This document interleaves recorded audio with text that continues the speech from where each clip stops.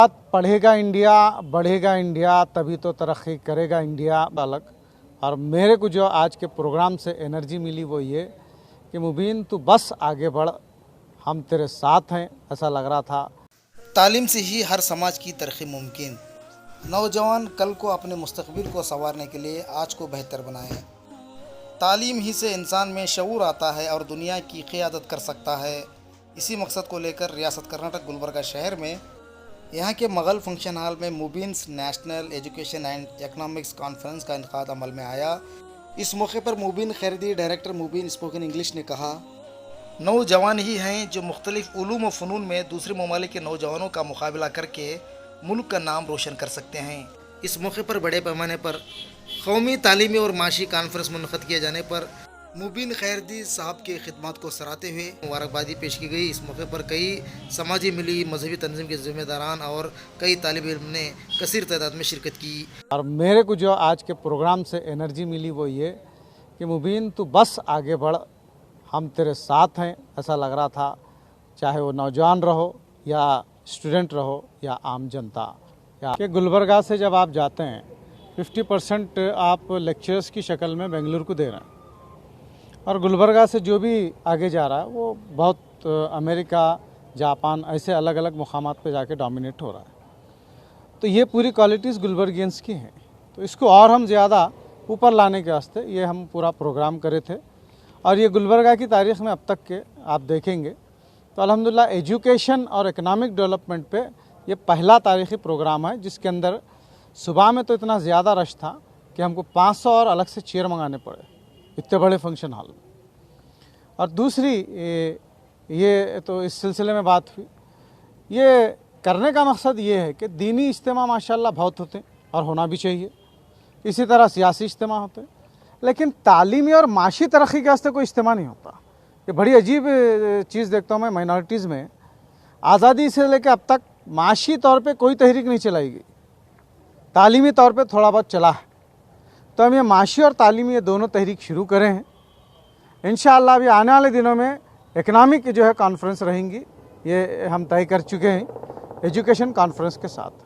तो गुलबर्गा फाइनली हम चाहते हैं, जैसे इंजीनियर देख रहे हैं हर मोहल्ले से आप IAS ऑफिसर, और इंशाअल्लाह एक ख़ानदान से कम एक साइंटिस्ट तो इस दुनिया को मिले। ये मकसद के वास्ते हम ये इल्मिस्तान बनाए हैं। और गुलबर्गा इंशाअल्लाह आने वाले दिनों में हमको उम्मीद है अल्लाह की ज़ात से कि इल्मिस्तान ज़रूर बनेगा। लोग फ़्लाइट जब गुलबर्गा के लिए, इंडिया के लिए लेंगे तो हमारा यकीन है कि वो गुलबर्गा के लिए लेंगे। क्यों? क्योंकि यहाँ इल्म का गैर मामूली फ़्लो मैं नौजवानों में देख रहा हूँ। ये असल मकसद था इन सलाहियतों को उभारना। अब सवाल आपका यह था नौजवानों के लिए कैसा बेसिक करेंगे, तो वैसे लोगों के लिए हमारे पास अगर आप ये करते हैं तो मैं समझता हूँ हमारे जैसे इदारे ये प्रॉब्लम सॉल्व कर सकते हैं। और एक बात, पढ़ेगा इंडिया, बढ़ेगा इंडिया, तभी तो तरक्की करेगा इंडिया मेरी जान। फिर मिलेंगे इंशाल्लाह थर्ड कॉन्फ्रेंस में, वो होगी इंशाल्लाह दिसंबर में। 7 कॉन्फ्रेंसेस करे तक। तीसरा जो है कॉन्फ्रेंस नहीं, ये एजुकेशन फेस्टिवल रहेगा। एजुकेशन फेस्टिवल इंशाल्लाह हम दिसंबर में करेंगे। और आप इंशाल्लाह जब देखेंगे कि लड़कियों का सेशंस पूरा अलग और लड़कों का अलग। और मेरे को जो आज के प्रोग्राम से एनर्जी मिली वो ये कि मुबीन तू बस आगे बढ़, हम तेरे साथ हैं, ऐसा लग रहा था। चाहे वो नौजवान रहो या स्टूडेंट रहो या आम जनता। इतना शानदार प्रोग्राम अक्सर जो पॉलिटिकल गैदरिंग होते थे उस बराबर एजुकेशन पे इतनी बड़ी गैदरिंग गुलबर्गा में हुई।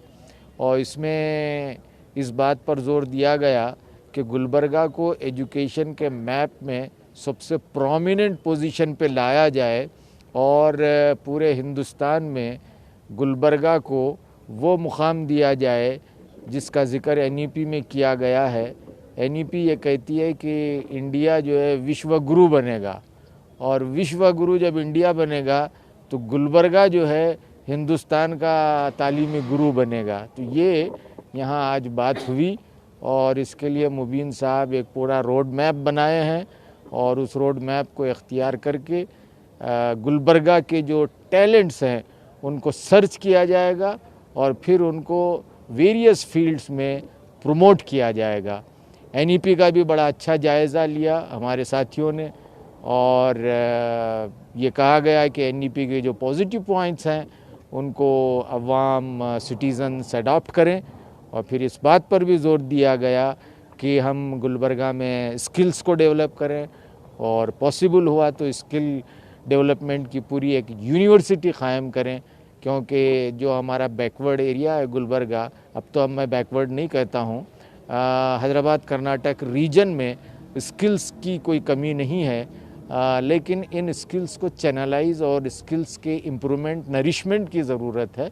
तो वो काम भी किया जाएगा, इसका अज़्म आज यहाँ इस प्रोग्राम में लिया गया। Lakhs of millions of jobs हैं इंडिया में, मिलियंस ऑफ जॉब्स। अगर if you have technical skills, Java, oracle, Microsoft technologies, .NET काफ़ी हैं। और हमारे पास इंडिया में पर्टिकुलरली कर्नाटक में VTU में काफ़ी बड़ा प्रोडक्शन है इंजीनियर्स का। और इनके और बहुत सारे मल्टीनेशनल्स हैं जिनको एम्प्लॉयज़ नहीं मिल रहे, और बहुत सारे इंजीनियर्स हैं जिनको जॉब्स नहीं मिल रहे। ये गैप फिलिंग के लिए ये प्लेटफॉर्म काम आ सकता है। उसीलिए इस प्लेटफॉर्म को वी कैन लेवरेज, और इसी के थ्रू एक ब्रांच निकाल के कुछ वर्कशॉप भी कंडक्ट करें, जिससे कि लोगों में स्किल डेवलपमेंट उसमें इनिशिएटिव में काम कर सकते हैं।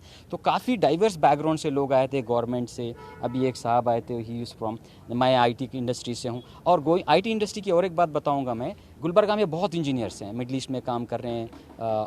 मैं चाह रहा हूँ कि थोड़ा सा और स्ट्रेटेजिक सोचे और look at for the bigger markets. जैसे आज के इट्स जो IT इंडस्ट्री है आज की तारीख में, they do the business in terms of trillions of dollars. Financial year 22-23 में अगर आप देखेंगे, as far as I remember, I need to cross check, almost $5 trillion का बिजनेस होने वाला है नेक्स्ट 2-3 क्वार्टर्स में, which is huge. If you look at Infosys, they want hundreds and thousands of engineers, freshers को लेकर ट्रेन कर रहे हैं वो लोग।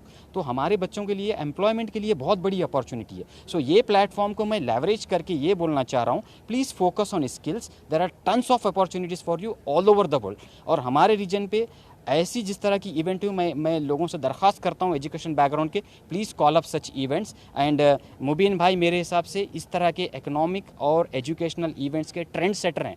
He is a leader in this. I congratulate him, and I once again reiterate, I stand head to head with him for this great cause. Thank you. Programme माशाल्लाह काफ़ी अच्छा रहा, काफ़ी सक्सेसफुल रहा। मुबीन साहब के इस तरह के प्रोग्राम्स अक्सर होते रहते हैं। ये एक बिलखुसूस अक़लियत के लिए, माइनॉरिटीज़ के लिए, मुस्लिम्स इसमें काफ़ी उन्होंने बढ़ चढ़ कर हिस्सा ले रहे हैं।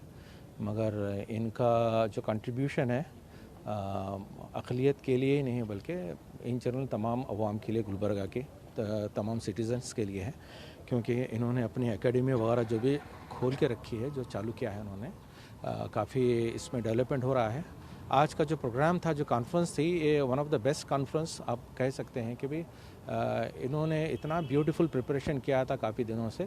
हर एक है ना स्पीकर को है ना उनको उसके टॉपिक उन्होंने पहले से ही दिया हुआ था कि भाई we can come with the preparation and that should be with facts and figures, है ना। बगैर देखिए अक्सर कैसा होता है कि भाई कोई भी कॉन्फ्रेंस में या कोई भी आप प्रोग्राम में जाते हैं तो कि जनरल चीज़ों पे जस्ट बोलते हट जाते हैं, कोई फैक्ट्स और फिगर्स पे कोई हाईलाइट नहीं करता।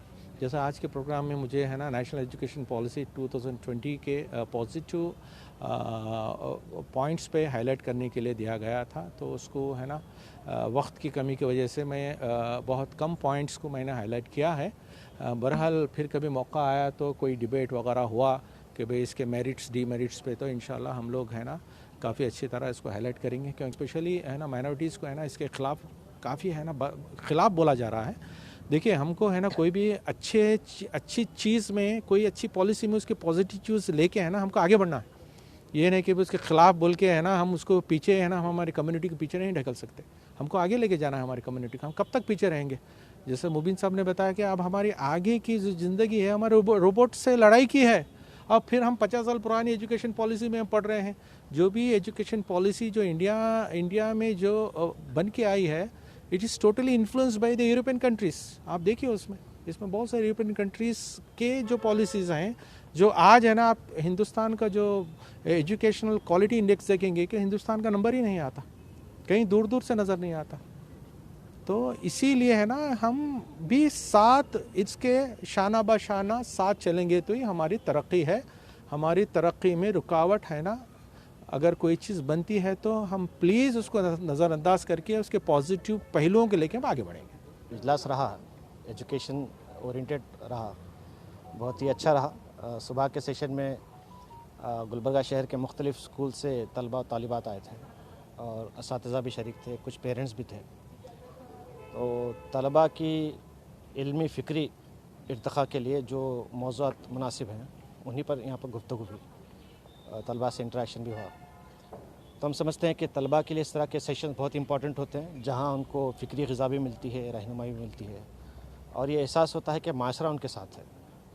आज के हालात में ये मैसेज देना बहुत ज़रूरी है।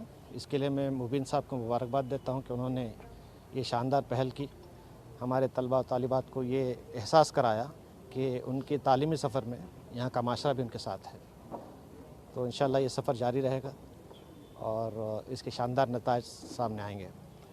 फिर दोपहर में ख़वातीन का सेशन रहा, जिसमें ख़वातीन से मुताल्लिक़ जो उमूर मसाइल हैं, आज के ख़ानदानी जो मसाइल हैं, उन पर डिस्कशन रहा। ये भी बहुत ज़रूरी है आज के हालात में।